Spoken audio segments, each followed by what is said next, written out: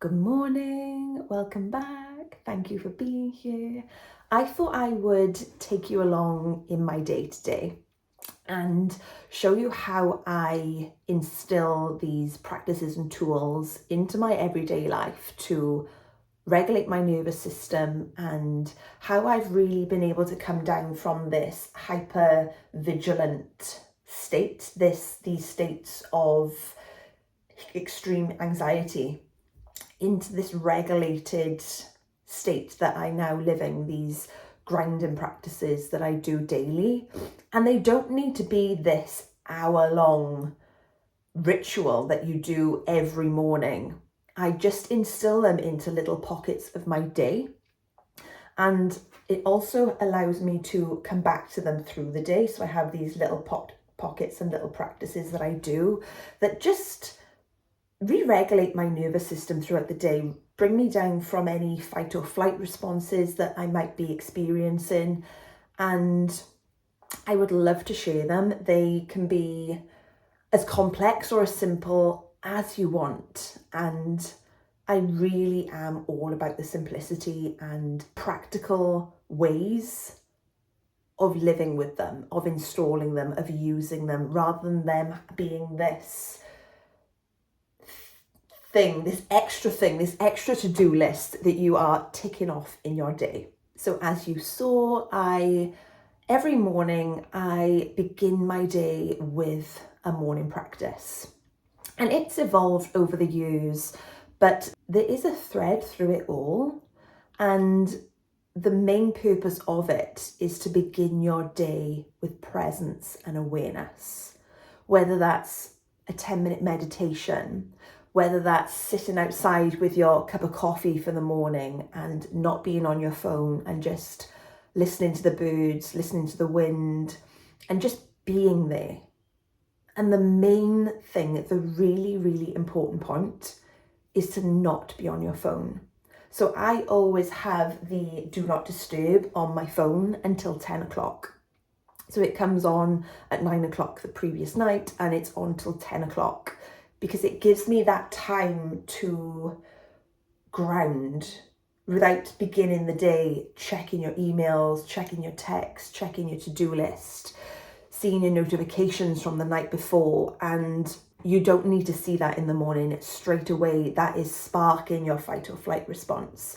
Your mind is starting to go into overdrive already about all the things you have to do in a day.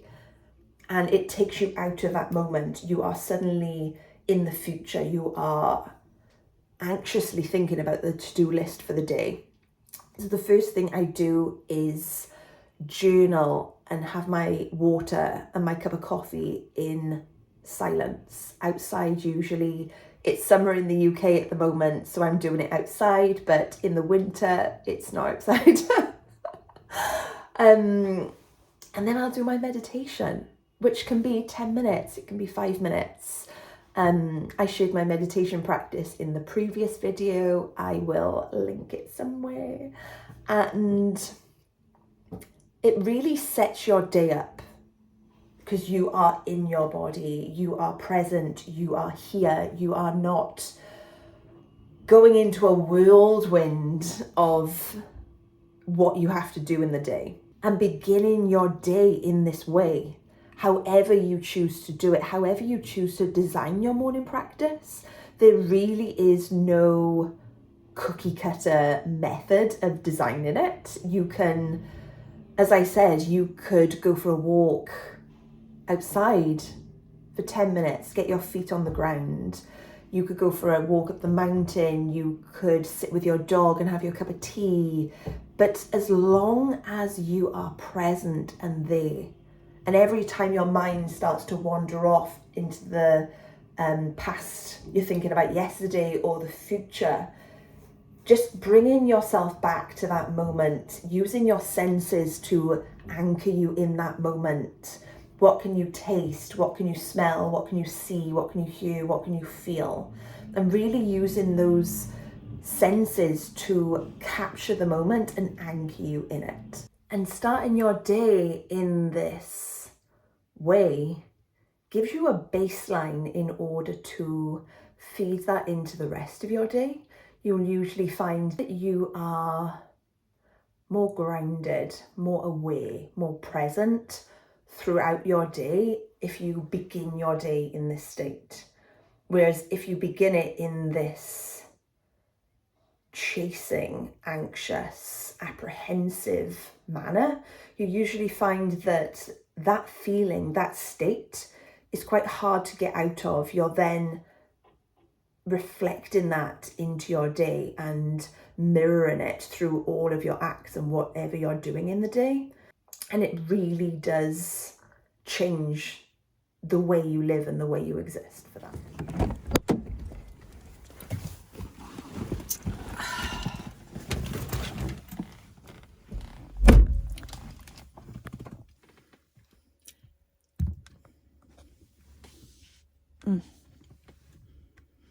Am I even in focus?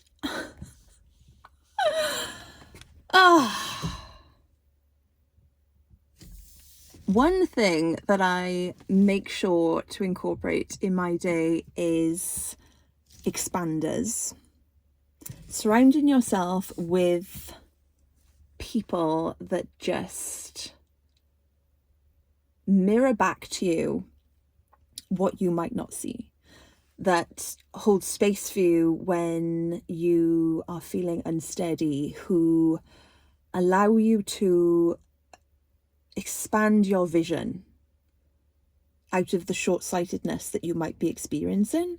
And that is surrounding yourself with people, women, friends that uplift you, that see more than you see, that can hold that space for you while you go through something, talk through something, process something. And what that does is it uplifts your spirit. It gets you surrounded by people that have the ability to uplift you.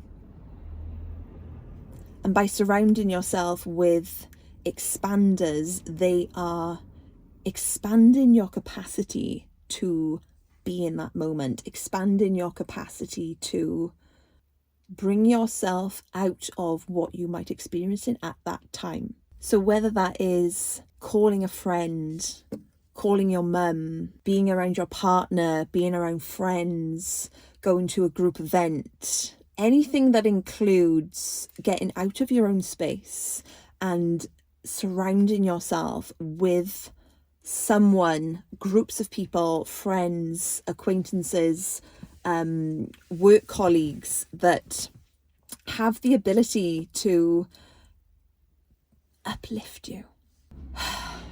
So I have just spent a beautiful hour with one of my best friends chatting about life, which is one of the most enjoyable things to do, is just to be around someone who uplifts you. But I need to get home now because I have some work to do. I am holding a women's circle on Saturday and I have some planning and organising to do for that. Car journeys are such a great time to implement a tool to regulate your nervous system. They're a great time to actually check in with what's going on with your heartbeat, what's going on with the rhythm of your breath, where are your thoughts. And when I drive, I normally don't listen to music, I don't listen to podcasts. I tend to drive in silence and use this time instead to check in with myself.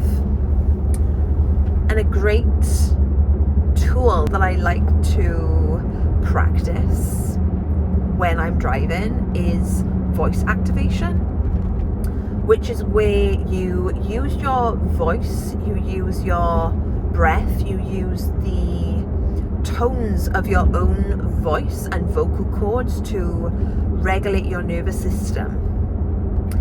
So essentially, when you sing, when you sound, the vibrations of your vocal flaps have the ability to regulate your nervous system, because they are exactly attuned to your body. So your voice and the sounds of your voice and your singing are specifically designed to calm your nervous system, which is so wild how our bodies are just these tools to create this stable life. We do really have everything that we need to exist in this free state when we know about them and we can tap into them and use them freely. So a practice I like to do is the vowel activation.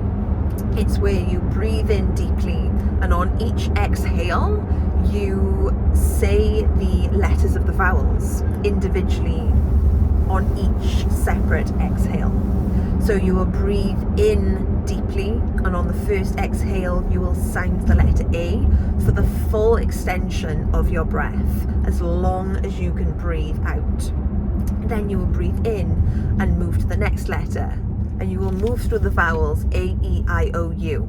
So I will usually do that 3 times through, so 15 times altogether.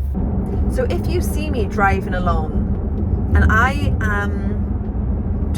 I appear to be talking to myself in my car, that is usually what I'm doing. No judgment here whatsoever.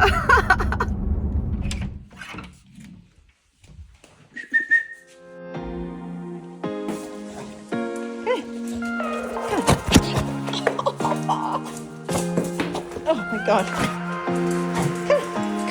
Come on.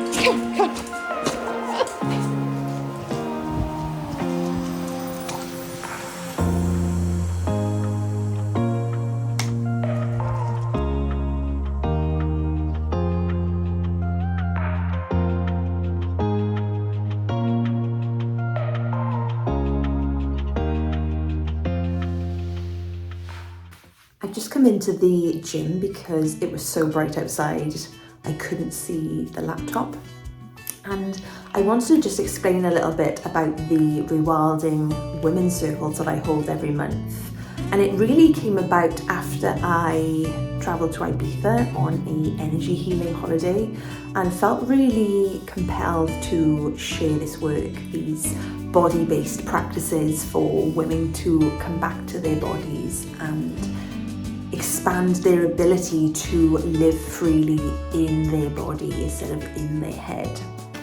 And every month they're totally different. Every single one has a different theme, different tools, different practices that the attendees can take home and do in their everyday life. They're not these unrepeatable practices that you need a practitioner for. They are an offering for the women to go home and really implement them into their lives and leave the session feeling that they're capable to do so.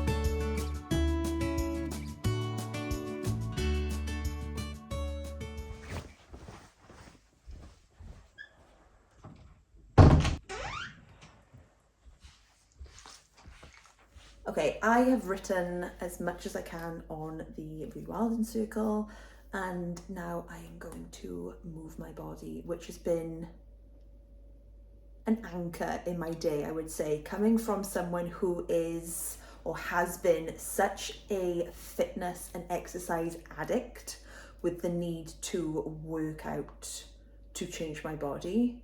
I now have the mindset where I see movement as this offering, this source of nourishment that I actually get to gift myself. It's actually such a blessing to be able to move your body without this need and attachment to change it and for it to look a certain way. To me, the changing of your body and the shape of your body is sort of like a byproduct, because the feeling it gives you, the dopamine release, the feeling of having this free moving capacity in your body is what I love. having a fit, healthy body to hike mountains and paddleboard and walk and dance and just be able to do all the things that a body can do with full motility, full movement in the body. And my choice of movement is bar. I used to love weights, not so much now. I much prefer slower movements that give me the same amount of burn, to be honest with you, as weights.